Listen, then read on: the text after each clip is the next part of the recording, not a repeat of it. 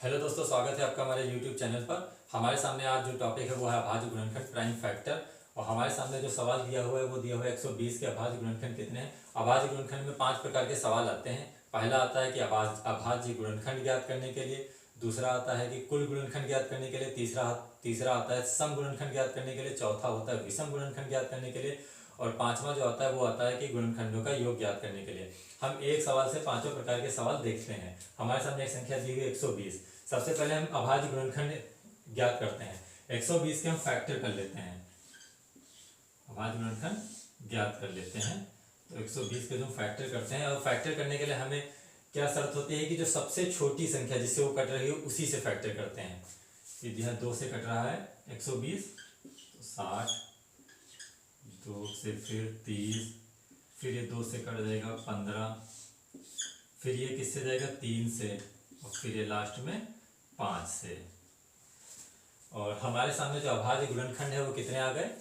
Total अभाज्य गुणनखंड 1 2 3 4 5।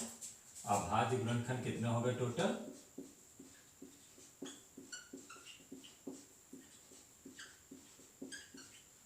जो total अभाज्य गुणनखंड हो गए वो हो गए 5। 1 2 3 4 5। 2 3 बार आया, लेकिन तीनों बार अलग अलग काउंट होगा अगर अभाज्य गुणनखंड ज्ञात करने के लिए कह रहा है तो यहाँ पर अभाज्य गुणनखंड कितने हो गए? 5। अब बात आती है कि कुल गुणनखंड।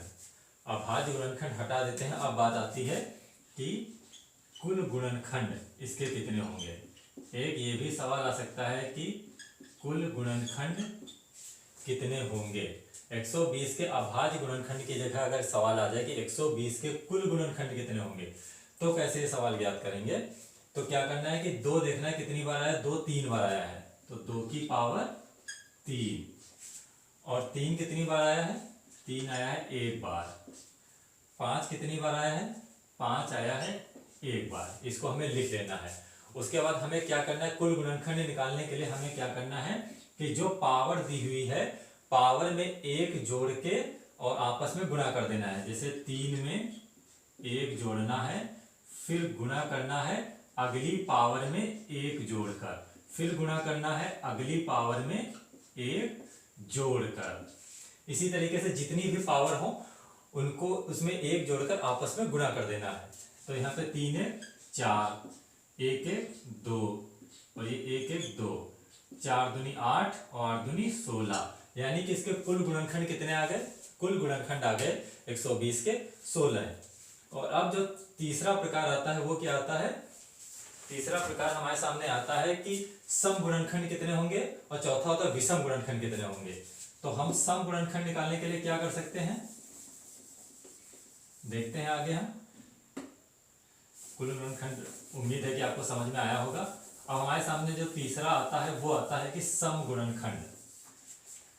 सम गुणनखंड कैसे ज्ञात करेंगे? एक सवाल आ सकता है कि 120 के सम गुणनखंड कितने होंगे या 120 के विषम गुणनखंड कितने होंगे। तो सम गुणनखंड कैसे ज्ञात करेंगे? उसी तरीके से लिखते हैं, 2 की पावर 3, 3 की पावर 1 और 5 की पावर 1।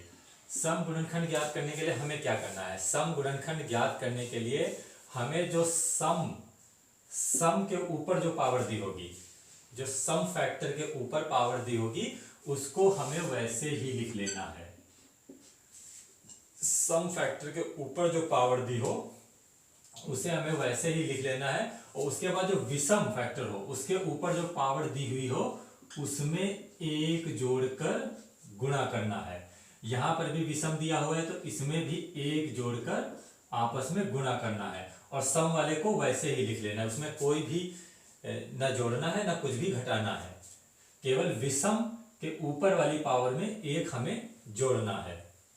यहाँ पे 3 1 1 2 1 1 2, 3 दूनी 6, 6 दूनी 12। तो 120 के जो सम गुणनखंड हो गए वो कितने हो गए? 12 है। अब इसी तरीके से सवाल आ सकता है कि विषम गुणनखंड कितने होंगे।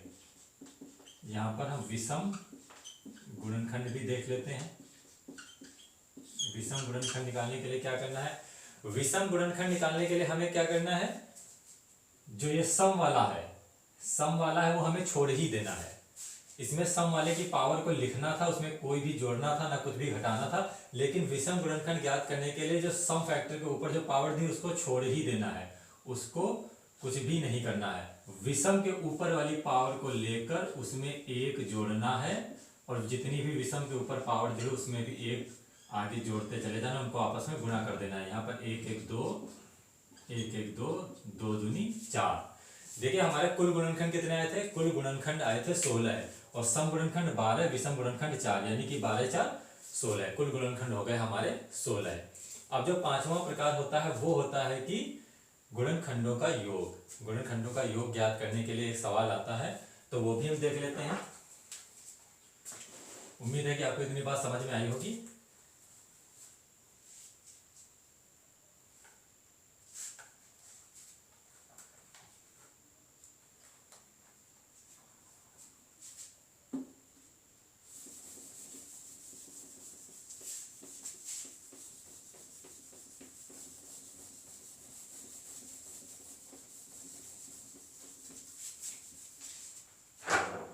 अब आ सकता है कि गुणनखंडों का योग। गुणनखंडों का योग, गुणनखंडों का योग कैसे ज्ञात करेंगे?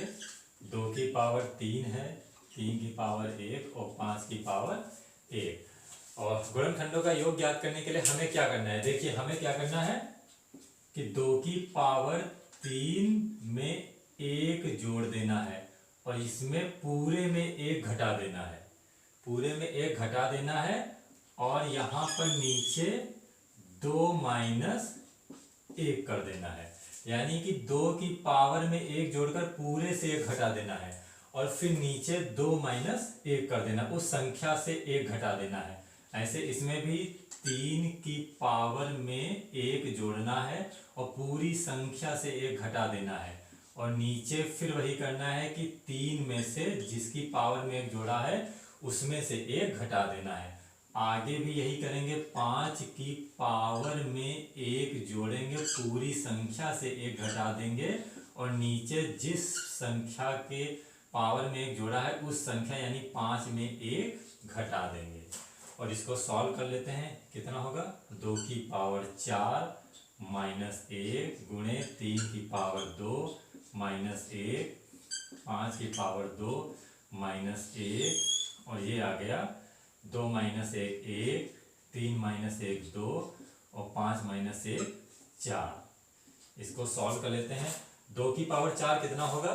2 दूनी 4, 4 दूनी 8, दूनी 16, 16 माइनस 1 15, 3 का स्क्वायर होता है 9, 9 से 1 गया 8, 5 के स्क्वायर पता 25, 25 में से 1 गया 24, और ये कितना होगा? 4 दूनी 8, यानी कि 8 से 8 चला गया, और 15 गुणे 24 ये हो गया, और हो गया 224 की 15 से गुणा करेंगे कितना होगा?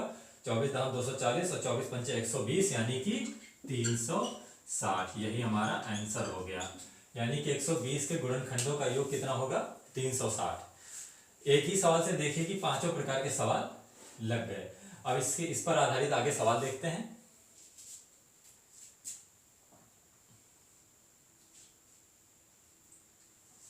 तो हम अगले वीडियो में जो इस पर आधारित अभाज्य गुणनखंड पर आधारित जितने भी प्रकार के सवाल हैं सभी बारी बारी से देखते हैं। ये एक ही सवाल से हमने पांचों प्रकार के सवाल इस वीडियो में देख लिए हैं। उम्मीद है कि आपको इतनी बात समझ में आई होगी।